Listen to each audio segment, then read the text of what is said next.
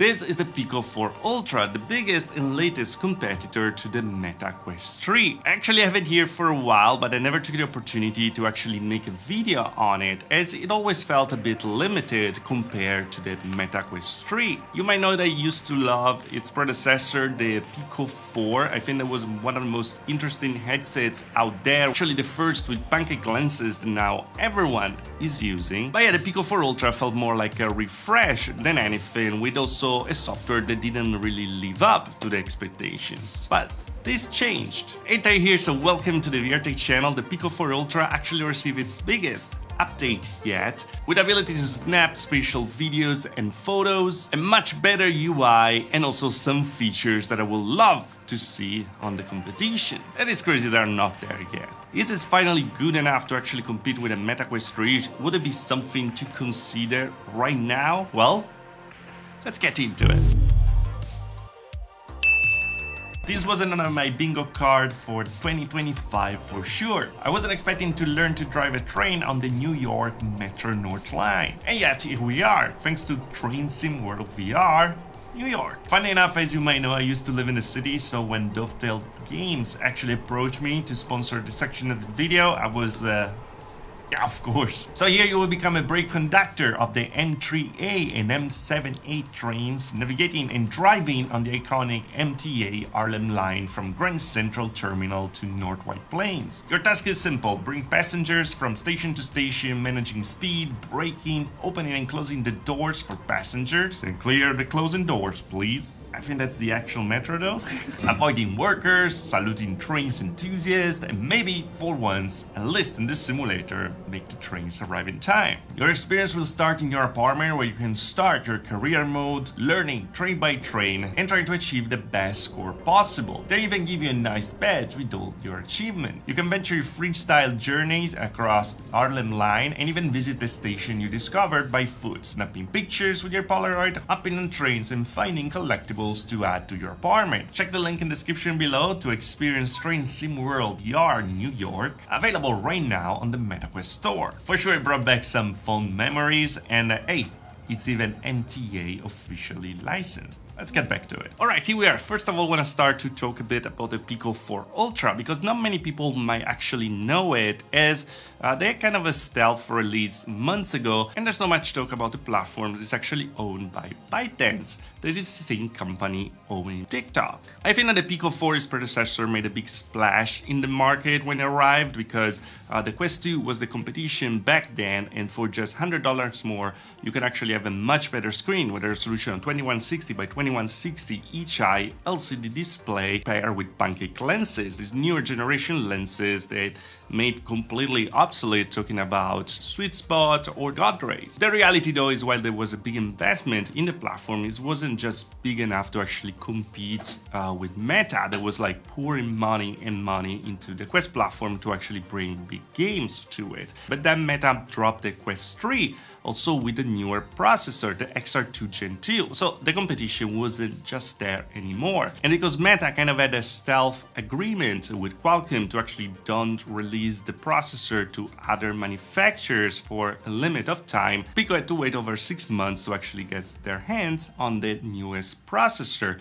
And then the investment wasn't there anymore from ByteDance, so instead of creating a completely new headset, they decided to refresh the headset that they had already, bringing real mixed reality to the table with two stereoscopic cameras instead of the single one that we had on the Pico 4. Of course, the newer processor, the XR2 Gen 2 inside instead of the XR2, and this is a very important part of the new update, by the way. But overall, beside that, having pretty much the same headset all over again. So yeah, more a refresh than a completely new headset. And noticeable different though was also from the controllers, where they lost the ring, like it happens from the Quest 2 to the Quest 3 generation, and made it more ergonomics and more modern, let's say, and portable. And also the introduction of the 2 feet trackers to actually use in VR chat for dancing, movement, or some games that actually support them. And while it was very cool, everything felt a little too little and too late compared to how the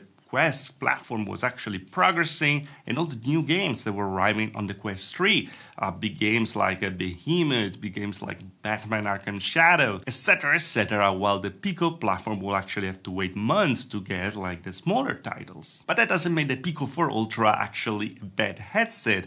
Instead, I think that it's a refinement of the headset. It was a very good already, but it's missing the software. Software though that kept growing, and I think that now it really outshines some of the best choices that the Quest 3 had, and makes it very enjoyable to use compared to a Quest platform which seems to get very much more complicated. Every new update from Meta that actually also breaks something most of the time. And actually a lot changed with the update that arrived last week. With a completely new workspace, the ability to get spatial videos, and even convert regular pictures to 3D pictures, improvements to the hand tracking, and even the ability to actually update the graphics of your games without asking for a patch for it. Something that we need to work around to actually get on the Quest 3. So yeah, let's get into it and discover it together, right? And here we are in the Pico 4 Ultra in this new environment. Let's open the menu over here. By the way, I really love the fact that here you can record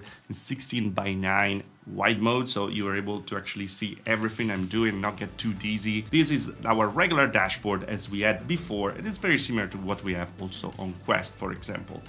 Clicking on over here, you can see the pass-through with the mess of my studio right now, as you can see. Let's turn it off so it looks a bit prettier, because what is the difference that we have from what we had before? We had this situation where everything was actually pinned to a display as at kind of a fixed distance. We could move the dashboard and move all the displays with it, but we weren't able to actually move these displays, our windows, closer or further. And that's completely fine when you have one. But when you have multiple monitors and you actually want like to multitask and everything, it kind of felt very cramped indeed. So what they added over here in this new update is finally the ability to take the windows out of the placement and place them in every single position possible in the environment, very close to you or very further away, to watch movies, for example, on a big screen, like it's a cinema thing. You can resize the windows over here, very similar to the Apple Vision Pro. I feel like they kind of followed that idea where you can close, put down, or even expand. Now, the cool thing that I would like to see also on Quest is the ability to use the thumbstick, as you can see, to bring it closer to you or further away. What is missing from the Pico platform though is the fact that we cannot touch these panels just yet. As you can see, nothing happened. We have to use the triggers for it, move them around. Now we have much more freedom than what we had before. That's very nice indeed. Now, what they added also with the camera is the ability to actually take 3D pictures right now directly from the headset using the two 12 megapixels cameras that we have in front.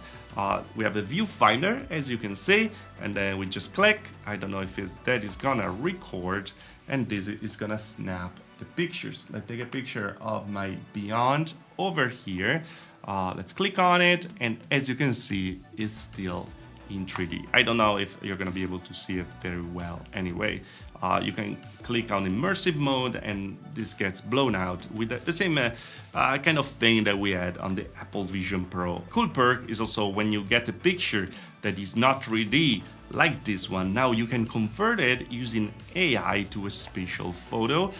It's very fast. This one is actually a picture that I took the other day of my thing, and I have to say that the 3D idea works very well in this environment. I tried even with the game screenshot that I took over here in Avowed, and yeah, it looks pretty good. It's not perfect, the hand over there shouldn't be there, but it really works surprisingly well, and you can even like convert batches of photos at the same time. But now, yeah, it's all very nice indeed what we're seeing, but for me the most important thing, and what I hope that is also gonna arrive soon on the Quest platform, because we actually have to use third-party applications to actually do it, is a feature that lies here in the developer mode right now, and it's called Performance Tuner.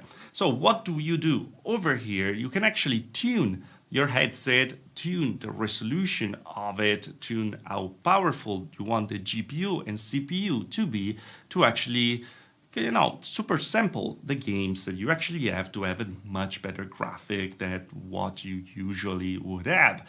A big example of Demeo. Demeo is a game that is absolutely fantastic, but it's kind of blurry when you play it regularly. The thing they want to have the battery to last enough during the play session, so they bring the resolution down to not use too much GPU power. What you can do is actually to bring it and personalize it as you actually want. So the refresh rate for me is fine 72, usually when I play in standalone mode. Resolution, you can actually have different values. You can have less resolution, the system default, 1.2, 1.5 on 2.0, and I went to 2.0, for example. Over here, you can bring up the CPU power, if it's stuttering, the GPU level, if it's not powerful enough to actually get the resolution. Bear in mind though that will use much more battery, and you can actually use the fixed foveated rendering. So bring up the resolution in the middle of the view and keep it like lower on the external part. And it's actually fantastic, the fact that you can actually do this one for every single game that you have in your library, and making it more powerful, better looking than was it supposed to be from the beginning. For me, it's just crazy that this thing didn't arrive yet on Quest. We have to use the Quest game optimizer or side quest, for example. Instead, here it's right in the developer mode that you can unlock directly from the headset without using any third-party things. Is just absolutely fantastic. But yeah, other than that, the problem with this headset still remains as the store, where there are not enough games to actually probably justify to jump on this platform. If you're already here, it's different, but if you're looking to get the same games, the same big games that you get on the Quest platform, well, here, unfortunately, you will get a bit disappointed because there's not much available. And yeah, it's kind of sad, and I think it defeats the fact that this platform is actually growing. It's becoming a very good platform to have, with all many features that we're probably not gonna see on the Quest platform for a very long time. But yeah, unfortunately, we still don't have enough games. But anyway, guys, let me know what you think about it in the comments below. Do you actually have the Pico 4 Ultra or the Pico 4, something you still use? Do you feel like you're missing out on the Quest platform? And if you're on the Quest platform, you're still looking for something different? Do you like the direction that the Pico platform is taking, or do you like the one that Quest is going into? Let me know in the comments below. And as always, guys, if you liked the video, like. If you didn't like, please dislike. Subscribe to the channel for more VR tech. If you're new to the channel, the join button on there. Don't have further, also the Patreon. Thanks for the Patreon, so join the channel, of course. See you guys next video. Thanks for watching. Ciao.